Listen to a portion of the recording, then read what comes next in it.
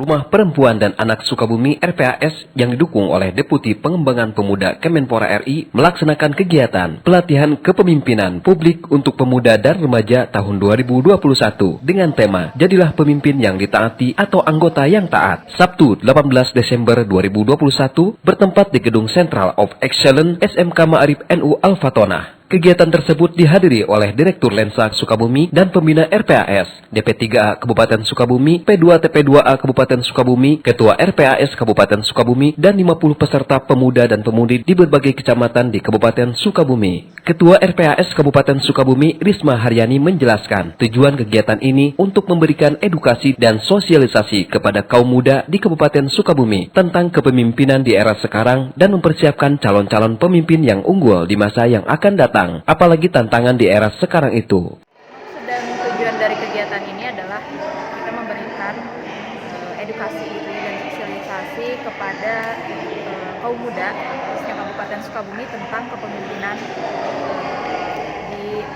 di era sekarang gitu ya. Apalagi tantangan sekarang itu kan kita masuk ke industri 4.0 gitu. Jadi kita memberikan kapasitas yang diharapkan ke depannya mereka lebih bisa mengembangkan dan bisa menghadapi tantangan ke depannya gitu yang lebih besar gitu tentunya.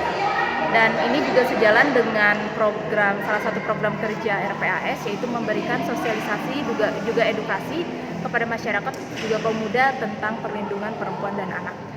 Lebih membangun kesadaran dan mempersiapkan calon-calon pemimpin yang unggul di masa yang akan datang. Terima kasih.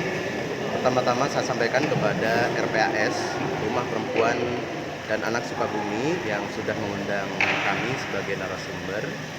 Saya diminta untuk menyampaikan materi tentang kepemimpinan dan keorganisasian dalam pelatihan kepemimpinan publik untuk pemuda dan remaja di Sukabumi ini.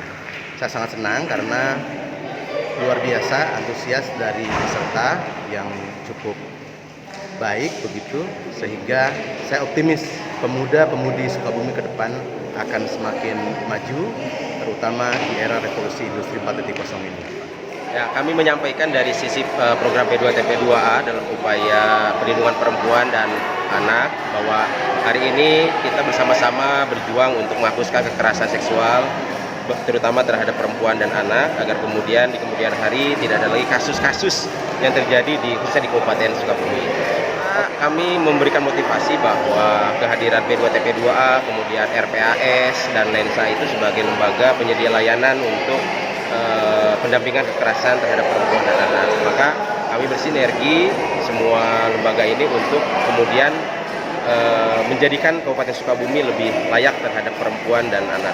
Harapan kedepannya akan lahir pemuda-pemudi sebagai pemimpin-pemimpin masa depan yang kemudian mereka memiliki kapasitas untuk memberikan warna terhadap upaya penghapusan segala bentuk tindak pidana kekerasan seksual terhadap perempuan dan anak.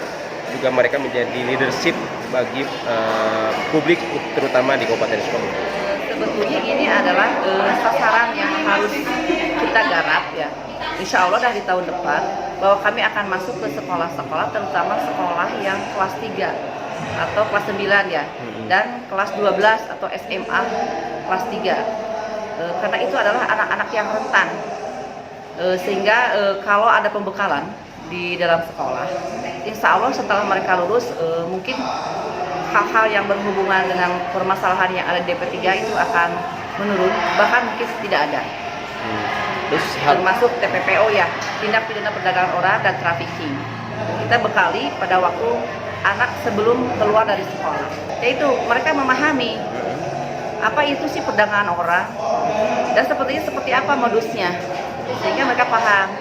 Kemudian apa itu trafficking, mereka juga paham, dan bagaimana cara mencegahnya atau mengenalinya, sehingga barangkali kalaupun ada dirinya sendiri juga mengenali nanti teman-temannya yang akan terjadi pada teman-temannya.